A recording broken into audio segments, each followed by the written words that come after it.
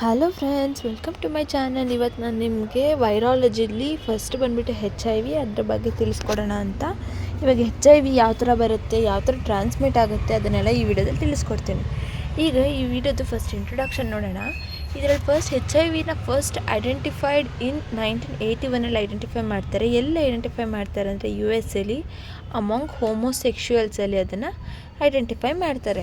1983 French investor named lymphadenopathy associated virus LAV ಅಂತ ಅದನ್ನು name ಮಾಡ್ತಾರೆ.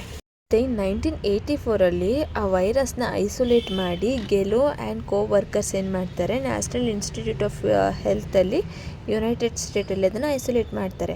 ಆಮೇಲೆ ಅದನ್ನು T-ಸೆಲ್ ಲಿಂಫೋಟ್ರೋಪಿಕ್ ವೈರಸ್ ಅಂತ ವೈರಸ್ 3 ಅಂತ ಅವರು ನೇಮ್ ಮಾಡ್ತಾರೆ. ಸೋರ್ಸ್ ಆಫ್ ಇನ್ಫೆಕ್ಷನ್ ಬಂದುಬಿಟ್ಟು viruses has been found in greatest concentration. ಇದೆಲ್ಲೆಲ್ಲಿ ನೋಡ್ಬೋದಪ್ಪ ನಾವು ಅದನ್ನು ವೈರಸ್ನ ಅಂದರೆ ಬ್ಲಡ್ಡಲ್ಲಿ, ಸೆಮೆನ್ ಮತ್ತು CSF ಫ್ಲೂಯಿಡಲ್ಲಿ ಇರುತ್ತೆ. Lower concentration have been detected in tears, saliva, breast milk, urine and cervical and vaginal ಸೆಕ್ರೇಷನಲ್ಲಿ ಸ್ವಲ್ಪ ಕಾನ್ಸಂಟ್ರೇಷನ್ ಇರುತ್ತೆ. To date only blood and semen have been conclusively shown in transmit of the virus. Blood ಮತ್ತು date ಆಗ್ತಾರಲ್ಲ ಆ ಇದರಲ್ಲಿ ಸೆಮೆನಲ್ಲಿ ಅದು transmit ಆಗೋ chances ಇರುತ್ತೆ. ಮತ್ತು ಪೆಥೋಜೆನೆಸಿಸ್ ಆಫ್ HIV ಇನ್ಫೆಕ್ಷನ್ ಯಾವ ಥರ ಅದು ಪೆಥೋಜೆನೆಸಿನ ಕಂಡುಹಿಡಿಬೋದು ಅಂದರೆ HIV ವೈರಸ್ಸು CD4 ಸೆಲ್ಸ್ ಇರುತ್ತೆ. ಅದೇನಾಗುತ್ತೆ, ಅನ್ಕೋಟಿಂಗ್ ಆ್ಯಂಡ್ ರಿವರ್ಸ್ ಟ್ರಾನ್ಸ್ಕ್ರಿಪ್ಟೇಸ್ ಅಂತ ಆಗುತ್ತೆ. Proviral DNA, next budding of virus particles and cytopathic phase. ಆ ಫೇಸಿಗೆ ಬಂದಾಗ ನಮಗೆ HIV ಇನ್ಫೆಕ್ಷನ್ ಇದೆ ಅಂತ ಗೊತ್ತಾಗುತ್ತೆ. ಮತ್ತು ಇದು HIV ಅಥವಾ ಏಡ್ಸ್ನ ನಾವು ಕಂಡುಹಿಡಿಬೇಕು ಅಂದರೆ CD4 ಕೌಂಟ್ ಅಂತ ಮಾಡ್ತಾರೆ. ಅದು ಏಡ್ಸ್ ಇದರಲ್ಲಿ ಮಾಡ್ತಾರೆ. ಸೊ ಇವಾಗ ಹೋಸ್ಟ್ ಫ್ಯಾಕ್ಟರ್ಸ್ನ ನೋಡೋದಾದರೆ ಏಜ್ ಬಂದುಬಿಟ್ಟು most cases have occurred among sexually active ಪರ್ಸನ್ಸಲ್ಲಿ ಅದು ಕಾಣಿಸ್ಕೊಂಡಿದೆ. ಅಂದರೆ ಏಜಡ್ ಬಿಟ್ವೀನ್ 20 to 49 ಏಜ್ ಇರೋದ್ರಲ್ಲಿ ಕಾಣಿಸ್ಕೊಂಡಿದೆ. ಮತ್ತು ಸೆಕ್ಸ್ ನೋಡೋದಾದರೆ ಇನ್ ಆಫ್ರಿಕಾದಲ್ಲಿ ಮೋರ್ ಫೀಮೇಲ್ ಆರ್ ಅಫೆಕ್ಟೆಡ್. ತುಂಬ ಫೀಮೇಲ್ಸ್ ಬಂದು ಆಫ್ರಿಕಾದಲ್ಲಿ ಅಫೆಕ್ಟ್ ಆಗಿದ್ದಾರೆ. ಇನ್ನು ನಾರ್ತ್ ಅಮೇರಿಕಾ ನೋಡೋದಾದರೆ ಯುರೋಪ್ ಮತ್ತು ಆಸ್ಟ್ರೇಲಿಯಾ ಎಲ್ಲ ನೋಡೋದಾದರೆ about 51% of cases are homosexual and bisexual men. ಇನ್ನು ನೇಪಾಳಲ್ಲಿ 2:1 ರೇಷಿಯೋದಲ್ಲಿ ಅಫೆಕ್ಟ್ ಆಗಿದ್ದಾರೆ. ಇದಿಷ್ಟು ಬಂದು ಹೋಸ್ಟ್ ಫ್ಯಾಕ್ಟರ್ಸ್ ಯಾವ ಥರ ಅಫೆಕ್ಟ್ ಆಗಿದೆ ಅಂತ ಗೊತ್ತಾಯಿತು. ಈಗ risk factors of HIV infection ಯಾವ ಥರ ರಿಸ್ಕ್ ಆಗುತ್ತೆ, ಯಾರ್ಯಾರಿಗೆ ರಿಸ್ಕ್ ಆಗುತ್ತೆ ಅಂದರೆ sex coworkers, IDUs, clients of sex workers, labour migrant or transport workers, MSM, partners of migrants, house wife, street children, military office, police, health care workers, military officer ಅಂತ ಹೇಳ್ಬೋದು. ಮತ್ತು phases ನೋಡೋದಾದರೆ ಇದರಲ್ಲಿ HIV ಇನ್ಫೆಕ್ಷನಲ್ಲಿ 3 phases ಬರುತ್ತೆ.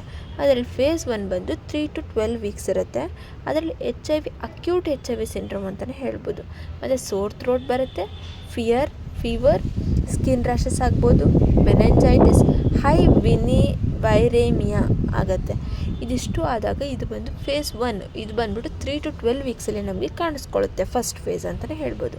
ಮತ್ತು middle chronic phase ಅಂತ ಹೇಳ್ಬೋದು, that is 10 to 12 years.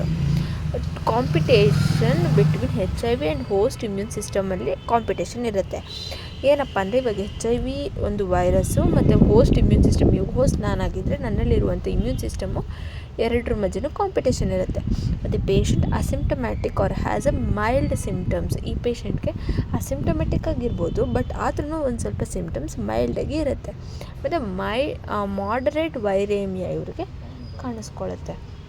ಈಗ ಥರ್ಡ್ ಫೇಸ್ ನೋಡೋದಾದರೆ ಫುಲ್ ಬ್ಲೋನ್ ಏಡ್ಸ್. ಅದು ಲಾಸ್ಟ್ ಸ್ಟೇಜ್ ಆಫ್ HIV ನಾವು ಏಡ್ಸ್ ಅಂತ ಕರಿತೀವಿ. ಅಕ್ವೈರ್ಡ್ ಇಮ್ಯೂನೋ ಡೆಫಿಷಿಯನ್ಸಿ ಸಿಂಡ್ರೋಮ್ ಅಂತ. ಸಿವಿಯರ್ ಇಮ್ಯೂನೋ ಸುಪ್ರೆಷನ್ ಆಗುತ್ತೆ. Drop in CD4 count below 200 per microliter. Normal count is greater than 950 CD4 cells per microlitre. ಮತ್ತು high ವೈರೇಮಿಯಾ ಆಗಿರುತ್ತೆ. ಇದು CD4 count ಅಂತ ಎಲ್ಲಿ ಚೆಕ್ ಮಾಡ್ತಾರೋ ಅಲ್ಲಿ ಅವ್ರದ್ದು ಕೌಂಟ್ ಏನಿರುತ್ತೆ ಕಮ್ಮಿ ಆಗಿಬಿಟ್ಟಿರುತ್ತೆ. ಎಷ್ಟು 200ಗಿಂತ ಕಮ್ಮಿ ಬಂದುಬಿಡುತ್ತೆ. ಮತ್ತು ಇವಾಗ ಏಡ್ಸ್ ಇದೆಯಪ್ಪ ಅಂತ ಯಾವ್ದಾದ್ರು ನಾವು ಗೊತ್ತಾಗುತ್ತೆ ನಮಗೆ ಅಂದರೆ ಅದಕ್ಕೊಂದಷ್ಟು ಸೈನ್ಸ್ ಇದೆ. ಮೇಜರ್ ಸೈನ್ಸ್ ನೋಡಿದರೆ ವೆಯ್ಟ್ ಲಾಸ್ ಆಗ್ತಾರೆ, ಕ್ರೋನಿಕ್ ಡಯೇರಿಯಾ ಆಗುತ್ತೆ, ಗ್ರೇಟರ್ ದೆನ್ 1 ಮಂತ್ಗಿಂತ ಜಾಸ್ತಿ ಆಗ್ತಾ ಇರುತ್ತೆ, ಮತ್ತು ಬಾಡಿ ವೆಯ್ಟ್ ಲಾಸ್ ಆಗೋದು ಗ್ರೇಟರ್ ದೆನ್ 10%ಗಿಂತನೂ ಬಾಡಿ ವೆಯ್ಟ್ ಲಾಸ್ ಆಗ್ತಾನೆ ಇರುತ್ತೆ. ಆಮೇಲೆ ತುಂಬ ಫೀವರ್ ಇರುತ್ತೆ 1 ಮಂತಿಂದನೂ. ಆಮೇಲೆ ಮೈನರ್ ಬಂದುಬಿಟ್ಟು ಯಾವ ಥರ ನಮಗೆ ಸ್ವಲ್ಪ ಒಂಚೂರು ಕ್ಲೂ ಕೊಡುತ್ತೆ ಅಂದರೆ ಓರಲ್ ಫ್ಯಾರಂಜಿಲ್ ಕ್ಯಾಂಡಿಡಿಯಾಸಿಸು, ಲಿಂಫಾಡೆನೋಪತಿ, ಕಾಫು ಮತ್ತು ಹರ್ಪಿಸ್ ರೋಸ್ಟರ್ ಆಗುತ್ತೆ. ಮತ್ತು ಮೋಡ್ ಆಫ್ ಟ್ರಾನ್ಸ್ಮಿಷನ್ ಯಾವ ಥರ ಅದು ನಮಗೆ ಟ್ರಾನ್ಸ್ಮಿಟ್ ಆಗಬಹುದು ಅನ್ನೋದಾದರೆ, ಈಗ HIV transmitted during sexual contact ಆಗಿದ್ರೂ ಕೂಡ ಟ್ರಾನ್ಸ್ಮಿಟ್ ಆಗುತ್ತೆ. ಈಗ ಮೇಲಲ್ಲಿ ಏನಾದರೂ HIV ಇತ್ತು ಅಂದರೆ ಫೀಮೇಲಿಗೆ ಬರೋ ಚಾನ್ಸಸ್ ಇರುತ್ತೆ, ಇಲ್ಲ ಫೀಮೇಲಲ್ಲಿ ಇತ್ತು ಅಂದರೆ ಮೇಲಿಗೆ ಬರೋ ಚಾನ್ಸಸ್ ಇರುತ್ತೆ. Unprotected sex anal 10 times higher risk, vaginal oral transmission from male to female is more as compared to female to male. ಫೀಮೇಲಿಂದ ಮೇಲ್ಗೆ ಕಂಪೇರ್ ಮಾಡಿದ್ರೆ ಮೇಲ್ಗೆ ತುಂಬ ಟ್ರಾನ್ಸ್ಮಿಟ್ ಆಗುತ್ತೆ. STD ಅಂದರೆ ಸೆಕ್ಷುವಲ್ ಟ್ರಾನ್ಸ್ಮಿಟೆಡ್ ಡಿಸೀಸ್ ಅಂತ ಹೇಳ್ತಾರೆ. ಅದು facilitate to for transmission of HIV. ಆ ಸೆಕ್ಷುವಲ್ ಟ್ರಾನ್ಸ್ಮಿಟೆಡ್ ಡಿಸೀಸ್ ಏನಪ್ಪ ಮಾಡುತ್ತೆ, ಟ್ರಾನ್ಸ್ಮಿಷನ್ ಆಫ್ HIVಗೆ ಅದು ತುಂಬ ಅಂದರೆ ಫೆಸಿಲಿಟಿ ಆಗುತ್ತೆ ಅದು.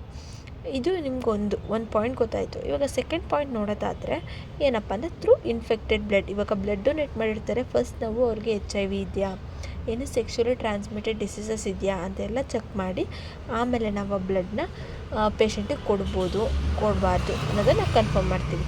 ಸೊ ಇದ್ರ ಇನ್ಫೆಕ್ಟೆಡ್ ಬ್ಲಡ್ ಅಂದರೆ ಯಾವ ಥರ ಆಗ್ಬೋದು ಅಂದರೆ ಅದು ಬ್ಲಡ್ ಟ್ರಾನ್ಸ್ಮಿಷನ್ ಆ ಥರನೂ ಆಗ್ಬೋದು, ಇಲ್ವಾ ಶೇರಿಂಗ್ ಆಫ್ ನೀಡಲ್ಸ್ನ ಶೇರ್ ಮಾಡಬೇಕಾದ್ರೆ ನೀಡಲ್ ಸ್ಟಿಕ್ ಇಂಜುರಿ ಆಗುತ್ತೆ.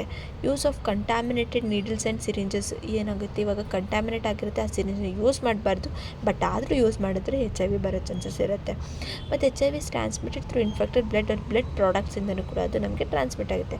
Transmission of HIV infected blood or blood products ಅಂತ ಹೇಳಿದಾಗೆ, ಇವಾಗ ಪಾಸಿಟಿವ್ ಬ್ಲಡ್ ಬೇಕು ಅಂದರೆ ಅದು HIV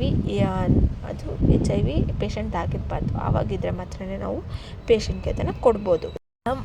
ತಾಯಿಯಿಂದ ಮಗುಗೆ ಬರೋ ಚಾನ್ಸಸ್ ಇರುತ್ತೆ. ಫ್ರಮ್ ಮದರ್ ಟು ಚೈಲ್ಡ್ ಅಂತಲೇ ಹೇಳ್ಬೋದು. During pregnancy, during child birth, through breast feeding. ಈ ಮೂರಲ್ಲಿ ಯಾವುದಾದ್ರೂ ಒಂದು ಟೈಮಲ್ಲಿ ಮಕ್ಕಳಿಂದ ತಾಯಿಯಿಂದ ಮಗುಗೆ ಬರುವಂಥ ಚಾನ್ಸಸ್ ತುಂಬ ಜಾಸ್ತಿ ಇರುತ್ತೆ.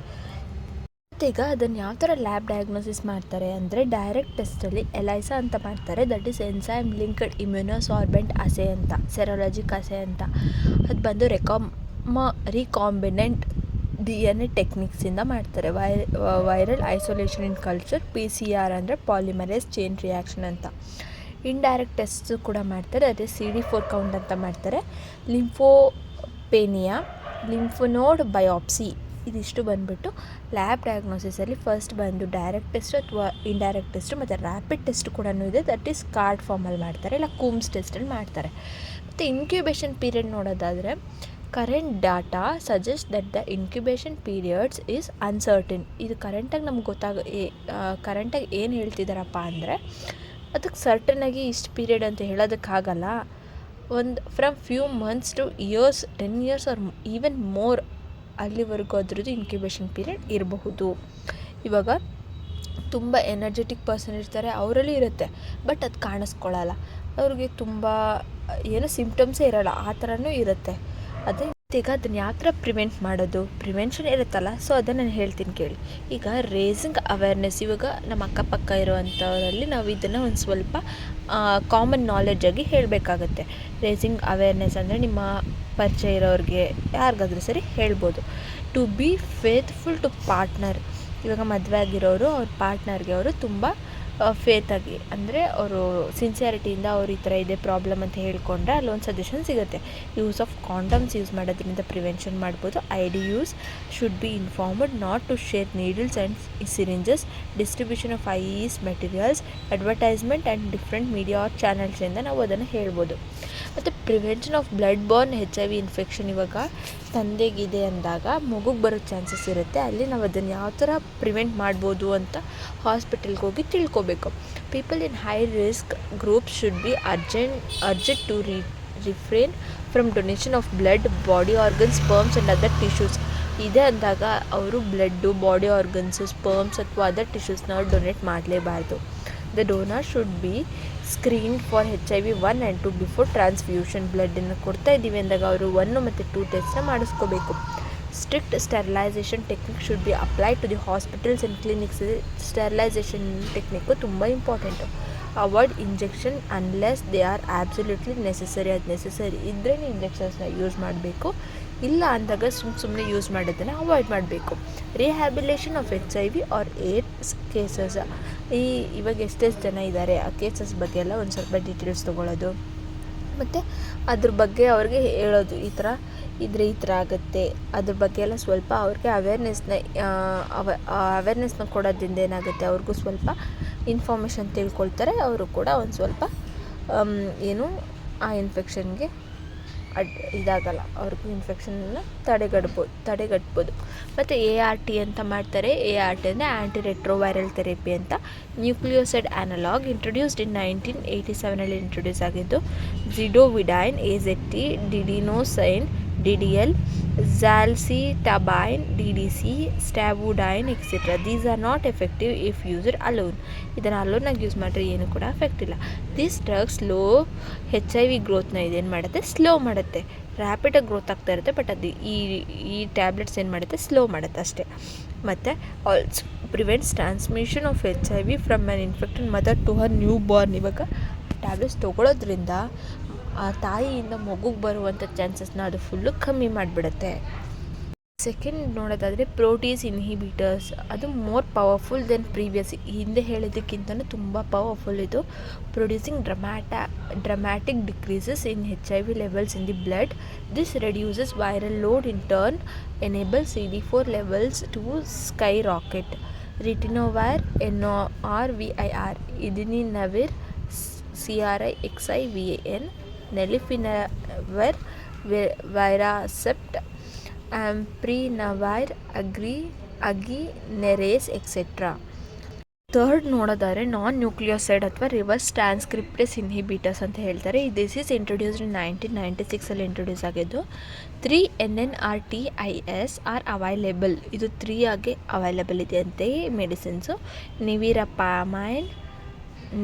ನಿವಿರಪೈನ್, ಡಿಲಾವೈರೆಡಿನ್ ಆ್ಯಂಡ್ ಎಫಾವೈರಜನ್. ಮತ್ತು these drugs bind directly to reverse transcriptase, preventing the enzyme from converting RNA ಇಂದ DNA. ಇವಾಗ ಸಿಂಗಲ್ ಸ್ಟ್ಯಾಂಡಿಂದ ಡಬಲ್ ಸ್ಟ್ಯಾಂಡಿಗೆ ಕನ್ವರ್ಟ್ ಆಗೋದನ್ನು ಈ ಎಂಜೈಮು ಕನ್ವರ್ಟ್ ಆಗುತ್ತಲ್ಲ, ಅದನ್ನು ಇದು ಪ್ರಿವೆಂಟ್ ಮಾಡುತ್ತೆ ಈ drugs. NNRTIS work best when used in combination with nucleoside analogues. ಇದು ನ್ಯೂಕ್ಲಿಯೋಸೈಡ್ ಆ್ಯನಲಾಗ್ಸಲ್ಲಿ ಜೊತೆಗೆ ಕಾಂಬಿನೇಷನಾಗಿ ಯೂಸ್ ಮಾಡೋದ್ರಿಂದ ತುಂಬ ಬೆಸ್ಟಾಗಿ ವರ್ಕ್ ಆಗುತ್ತೆ. ಮತ್ತು ಈಗ PEP ಅಂತ ಮಾಡ್ತಾರೆ, that is post exposure prophylaxis treatment ಅಂತ. Should be started within an hour. Within ಅವರಲ್ಲೇ ಅದನ್ನು ಸ್ಟಾರ್ಟ್ ಮಾಡಬೇಕು. ಅದು ಯಾವಾಗ ಸ್ಟಾರ್ಟ್ ಆಗುತ್ತಪ್ಪ ಅಂದರೆ, ಈಗ ಸಡನ್ ನೀಡಲ್ ಸ್ಟಿಕ್ ಇಂಜುರಿ ಆಗಿರುತ್ತೆ, ಆಗ ಇದನ್ನು ಸ್ಟಾರ್ಟ್ ಮಾಡ್ತಾರೆ. It's for accidental needle exposure to HIV among health care ವರ್ಕರ್ಸಲ್ಲಿ ಸ್ಟಾರ್ಟ್ ಮಾಡ್ತಾರೆ. It decreases the chances of being infected by nearly 80%ವರೆಗೂ ಇದು ನಮಗೆ ಇನ್ಫೆಕ್ಷನ್ ಹರಡೋದನ್ನು ತಡೆಯುತ್ತೆ PEP ಮಾಡೋದ್ರಿಂದ. ಸೊ ಈ ವಿಡಿಯೋ ಇಷ್ಟ ಆಗಿತ್ತು ಫ್ರೆಂಡ್ಸ್, ನಿಮ್ಗೆ ಇಷ್ಟ ಆಗಿದೆ ಅಂದ್ಕೊಂಡಿದ್ದೀನಿ. Thanks for watching. See you next video.